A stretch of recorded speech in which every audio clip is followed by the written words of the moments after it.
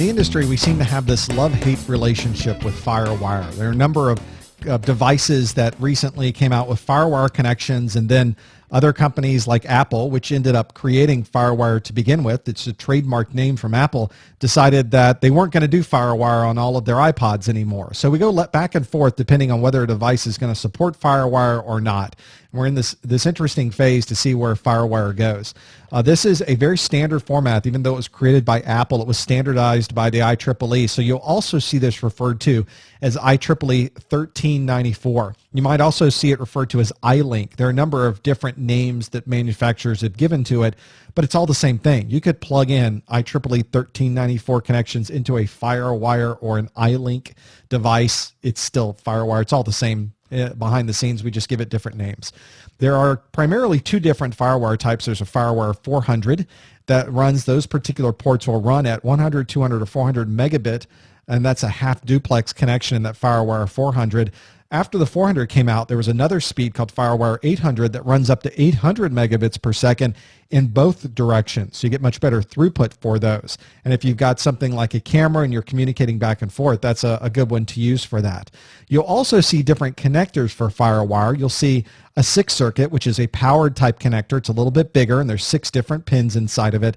You'll also see these very small 4-circuit or 4-pin connections in here as well. Those don't have any power, but they do provide connectivity between devices.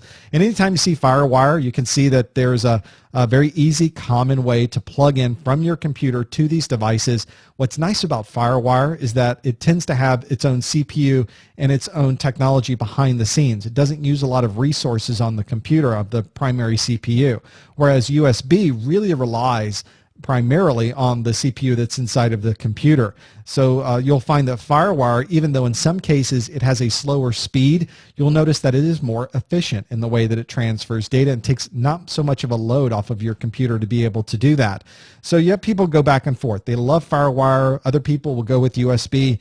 At the end of the day, you find the device that you'd like to use, you figure out what kind of port it has, and then you plug into your computer in any way that you can. So just make sure that if you're going to get a FireWire hard drive, that you've got a FireWire port on your computer, or you have a way to add a FireWire port to your computer. It's a little combination game you'll have to play in the meantime to make sure that everything matches between what you're buying and what you're able to plug into. On other legacy systems, you'll see these other ports, probably right next to the really old serial port. You'll see one of these really old parallel ports. You don't see these much anymore these days. These were primarily used by printers. Other devices tended to use them just because they were a way to get information in and out of a computer, but it was a very non-standard way to transfer data, for instance. This uses something called a DB25 port. Notice that it's all a female type connection on the back of your computer.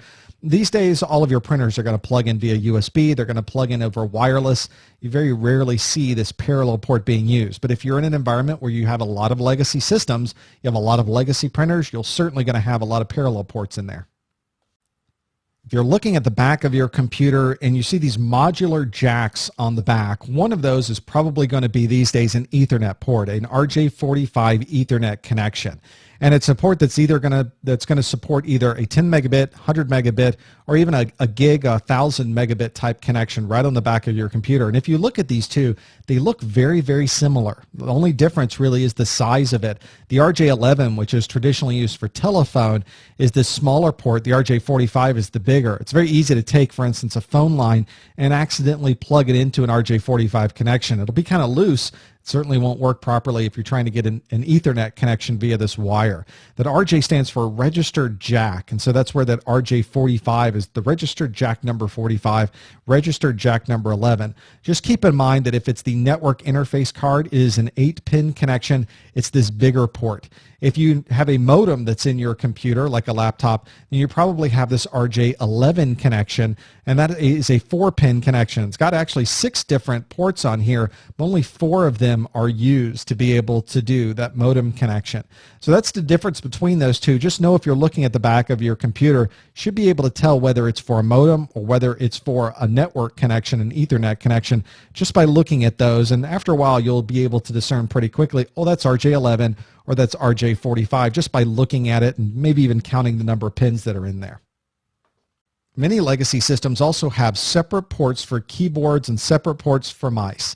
and you'll see them as these types of colored connections. There's actually a very standardized format. There's a PC system guide that was created by Intel and Microsoft, and this design guide set up specifics for colors so that you would always know if you looked at the back of a system and you saw two ports that looked exactly the same. Notice that these are exactly the same type of ports, that if it was a purple, it's a keyboard port. This is actually a port type called a mini DIN port. The DIN stands for this German Institute for Standards. And the 6-pin mini DIN is what we are looking at here. If it's purple, it's for a keyboard. If it's green, it's for a mouse. And so that's one way that you can tell. Of course, if it's behind in the dark, it becomes difficult. You'll sometimes plug a mouse into a keyboard port and vice versa. But that one's at least easy to figure out. If it doesn't work, you can swap them. Or you can get your flashlight out, pull around back and see, oh, it's green, that's where I need to plug my mouse in. Or if it's purple, that's where I need to plug my keyboard in. Otherwise, they're exactly the same. It's nice that we have the USB connections these days. It's a lot easier to plug in your mice and your keyboard.